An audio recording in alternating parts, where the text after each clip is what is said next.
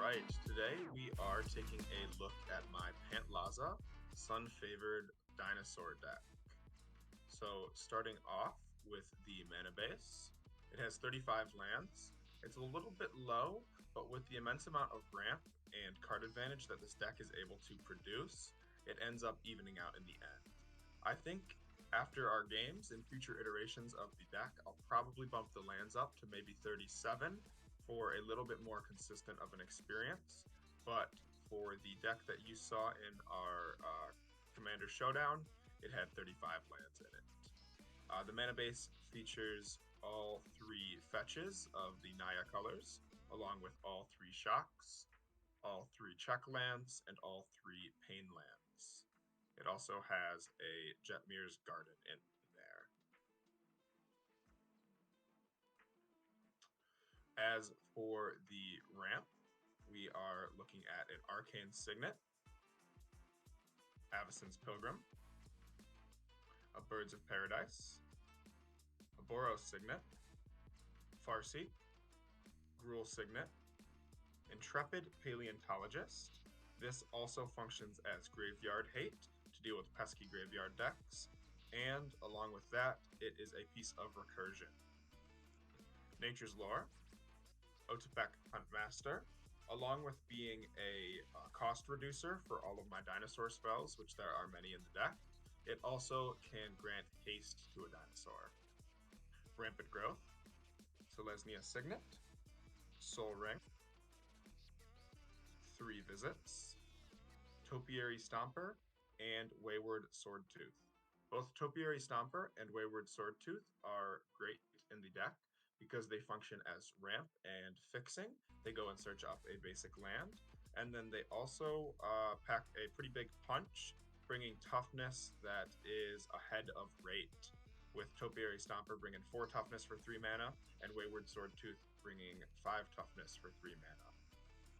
This works very well with the commander, who discovers off of toughness rather than mana value of the dinosaurs entering. So for just 3 mana, you can get a Discover 5 trigger with the Wayward Swordtooth. As for the removal, we have an Apex Altasaur, which is a Curve Topper dinosaur. It is a 9 mana 10/10, and when it enters, it fights up to 1 target creature I don't control. And then it also has an Enrage trigger. So whenever it is dealt damage, it fights up to 1 target creature I don't control. So this allows it to fight multiple creatures in 1 turn each time it takes damage. I'm also bringing Beast Within, Bronze Beak Foragers, Excise the Imperfect, Farewell, Generous Gift, Path to Exile, Swords to Plowshares, a Thrashing Brontodon as a little artifact and enchantment removal, Awakening Sun's Avatar, which can function as a 1-sided board wipe, and a Wrath of God. We also run a little bit of protection in an Akroma's Will, which can also function as a finisher, and then both of the boots, Swiftfoot Boots and Lightning Greaves. There's a little bit of crossover with the extra triggers category that you see here, along with the protection, because we run a few flicker effects. This allows us to get triggers on other players' turns, as well as multiple triggers per turn if I flicker Pantlaza. They can also function as protection against targeted removal, or board wipes for the flicker effects that bring them back at end of turn. The first extra triggers card is the Curator of Sun's Creation. This says whenever I discover, I get to discover again for the same value. This ability triggers only once each turn. This is a super strong value engine when paired with the commander, because each dinosaur that I bring out will get to discover twice instead of just once. The Eerie Interlude, it allows us to blink creatures and return them at the beginning of the next end step, any number of creatures. So this can save us from board wipes, it can save us from targeted removal, and as well as just generate value by getting additional Pantlaza triggers. We have an Ephemerate, which for 2 turns in a row, due to the rebound on the card, allows us to get additional Pantlaza triggers. It also functions at instant speed, protecting us from targeted removal, and it allows Pantlaza to trigger multiple times per turn. Lae'zel's Acrobatics. another one that brings the creatures back at the beginning of the next end step, and it protects all of our creatures, all non-tokens. And it has a die roll effect on it. So if you are lucky and you roll a 10 through 20, it will allow you to flicker your creatures an additional time just to get that much more value. We have a monster manual as well. This allows us to, at instant speed, pay 2 mana and tap it, and put a creature card from our hand onto the battlefield. So not only does this allow us to cheat in many of our high-cost dinosaurs way ahead of curve, it also allows us to get Pantlaza triggers on opponents' turns. And last but not least, we have Sneak Attack. Now, a lot of people think of this as more of an offensive card, but it also functions really, really well as a defensive card in this deck and a way to get extra triggers. It can flash in sneaky blockers on the opponent's turn, and it also allows us to trigger Pantlaza multiple times on each turn cycle. As for the card advantage in the deck, first of all, the commander generates a ton of card advantage with its Discover ability, but then I have 11 pieces of very strong card advantage as well. Up the Beanstalk triggers when it enters the battlefield, and whenever I can cast a spell with mana value 5 or greater, allowing me to draw a card. This is great because it will trigger off of the Discovers as well. So if I cast a large dinosaur and it discovers into something else big, I have the potential to draw 2 cards off that exchange. I also have a Tribute to the World tree. This is going to draw cards whenever a creature with power 3 or greater enters the battlefield. And then for some of the smaller value pieces, or some of the mana dorks, it's going to allow us to put 2 +1/+1 counters on it and beef them up a little bit. The Great Henge is a green classic. It is going to tap for mana, gain life, and draw a ton of cards, as well as buffing up our creatures. Sylvan Library is a great value piece when put down early in a game, netting some great card selection and some great card advantage as well if you're willing to invest a little bit of life. Runic Armosaur is a great dinosaur because it's bringing 5 toughness for just 3 mana, which allows us to discover 5 just off of a 3 mana dinosaur. And it says whenever an opponent activates an ability of a creature or land that isn't a mana ability, we get to draw a card. Guardian Project is another green classic, and in Commander, being a singleton format, basically just says whenever a non-token creature enters the battlefield, we draw a card. Grook's Uprising is great with all of the big dinosaurs in the deck. It functions as a trample effect for all of our creatures, so any of the dinosaurs that aren't already bringing trample will now have trample. And whenever a creature with power 4 or greater enters the battlefield under our control, I get to draw a card. This is great because the deck has plenty of creatures with power 4 or greater. Elemental Bond provides a very similar effect, but for power 3 or greater, and it just lacks the trample effect. Earthshaker Dreadmaw is a new card, and it says when it enters the battlefield, I get to draw a card for each other dinosaur I control. With how much value the commander gains and how quickly the dinosaurs can go off, this can easily draw 5 to 10 cards. Curious Altasaur is a 4 mana 2/5 dinosaur. So for 4 mana, it's bringing 5 toughness, which is great for Pantlaza.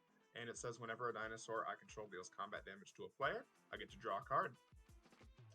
Bonehorde Dracosaur is another new card. It is a 5 mana 5/5 flying first strike dinosaur dragon. It says at the beginning of my upkeep, I get to exile the top 2 cards of my library. I may play them this turn. If I exile the land card this way, we create a 3/1 red dinosaur creature token. And if we exile a non-land card this way, we create a treasure token. So not only is it card advantage, but it just provides a lot of extra value. And last but not least, we have a ton of very fun dinosaurs that are able to trigger the Discover and just net a ton of value.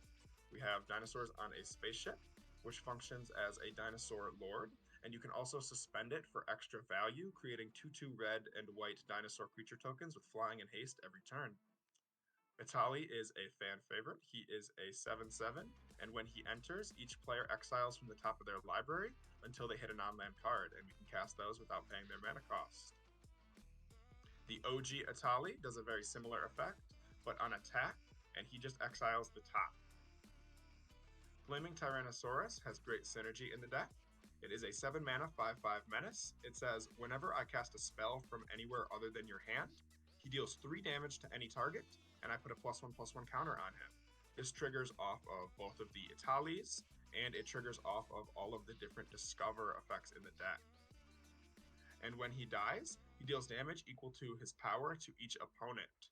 He can get very big very quickly with all of the Discover that's going on, and then deal a ton of damage. Gulta and Mavrin is a 7 mana 12/12 that gets a ton of extra value, making either dinosaur tokens on the offensive or lifelinking vampires on the defensive.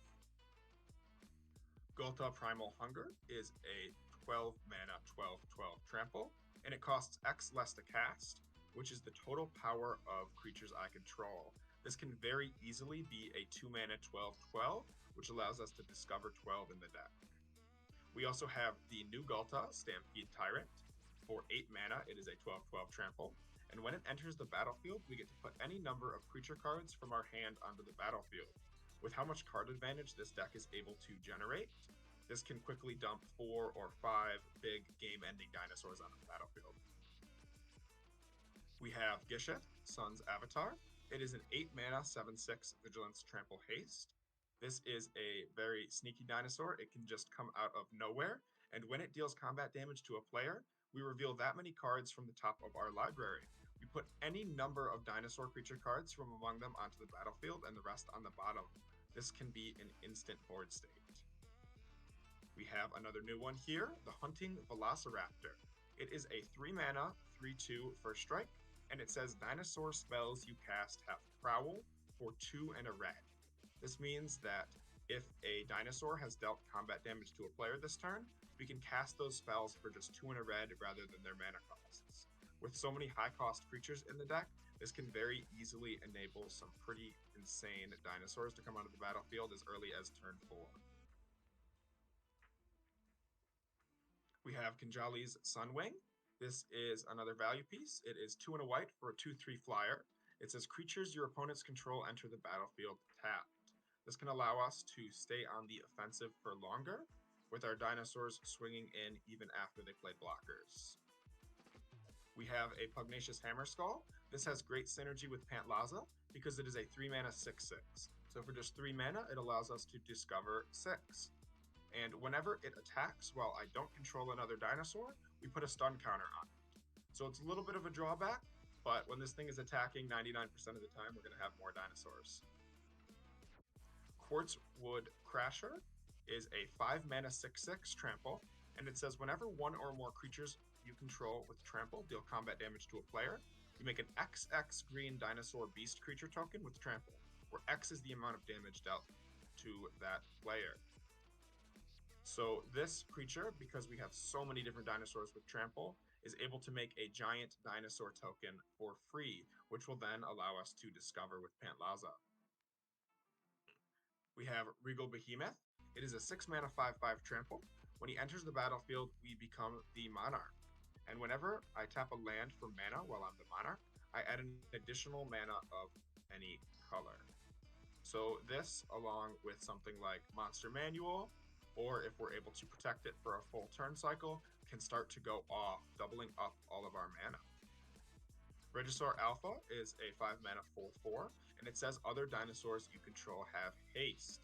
So along with the Discover effect on Pantlaza, this can get pretty crazy pretty quickly, allowing us to cheat in big dinosaurs and swing with them the turn that they come out. It also has additional value, saying that when it enters the battlefield, we get to create a 3/3 green dinosaur creature token with trample. This synergizes with all of the different flicker effects in the deck, allowing us to make a ton of tokens.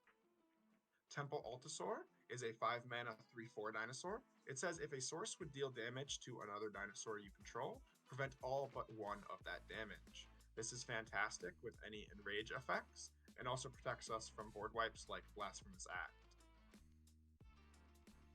Tranquil Frillback is a 3 mana 3/3, and it says when it enters the battlefield, you may pay green up to 3 times.